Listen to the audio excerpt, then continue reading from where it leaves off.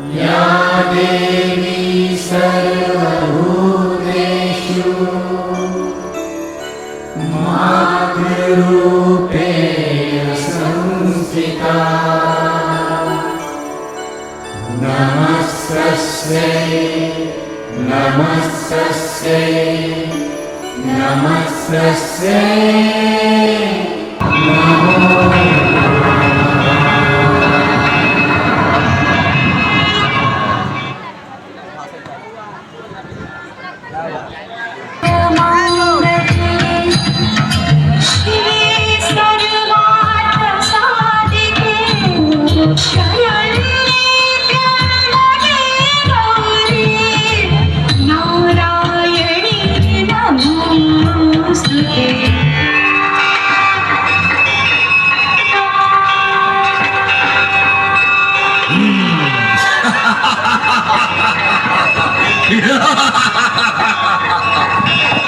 बाला, तुम क्या मुझे कायर समझकर शंख ध्वनि से भयभीत कर रही हो?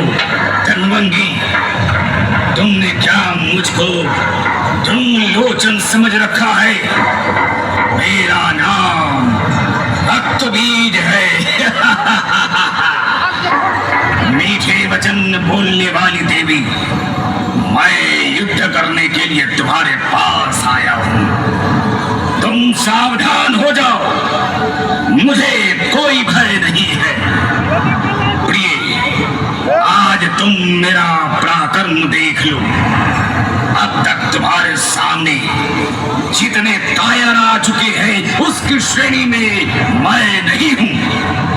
कल्याणी, तुम्हें अपने मन के अनुकूल पति बना लेना उचित है।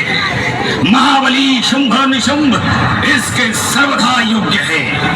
संपूर्ण देवताओं पर इन्होंने अधिकार प्राप्त कर लिया है।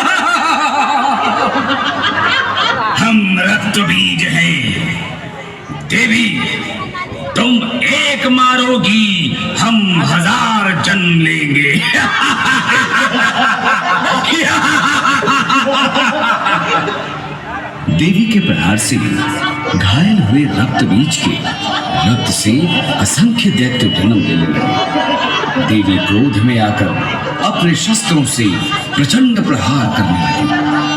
देवी कालिकी और देवी के सवारी सिंह भी उन दैत्यों का संहार कर रहे थे।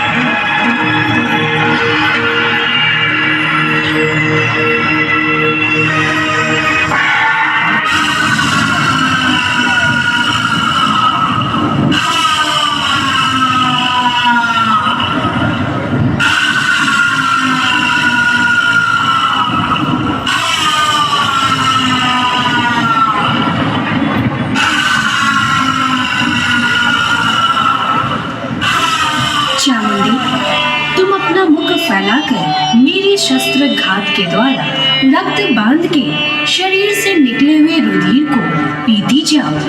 अब तुम दानवों का भक्षण करती हुई इच्छा अनुसार युद्ध भूमि में विचरो। मैं पहने वाणों, गदाओं, तलवारों और मुसलों से इन दैत्यों को मार डालूंगी। विशाल लोचने, तुम ऐसे ढंग से इस दानवों का रुधिर पीती रहो कि एक बूंद भी पृथ्वी पर न गिरने पाए। इस प्रकार जब तुम सारा रुधिर पी जाओगी तब दूसरे दानव उत्पन्न नहीं हो सकेंगे। यह करने से दैत्यों का शीघ्र नाश हो जाएगा।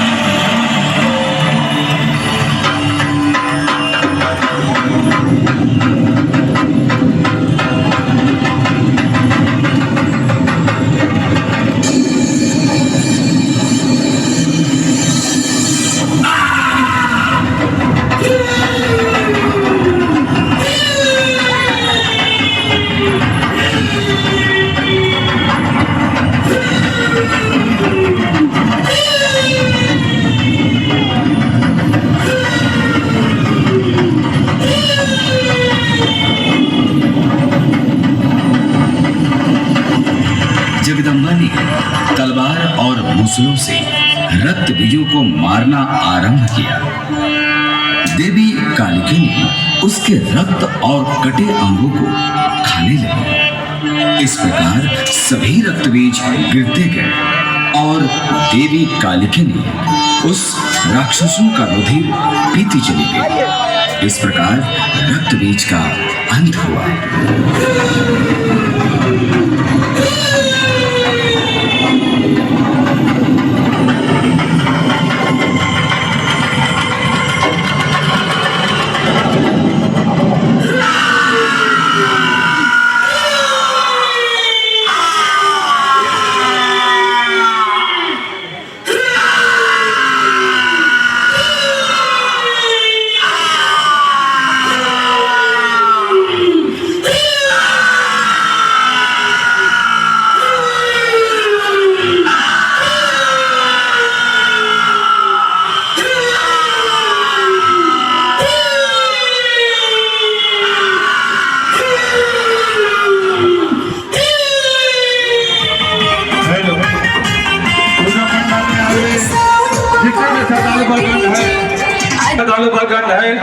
उनसे अनुरोध है कि हनुमान मंदिर के निकट प्रसाद वितरण की जा रही है। प्रसाद लेके के आगे और प्रस्थान करेंगे।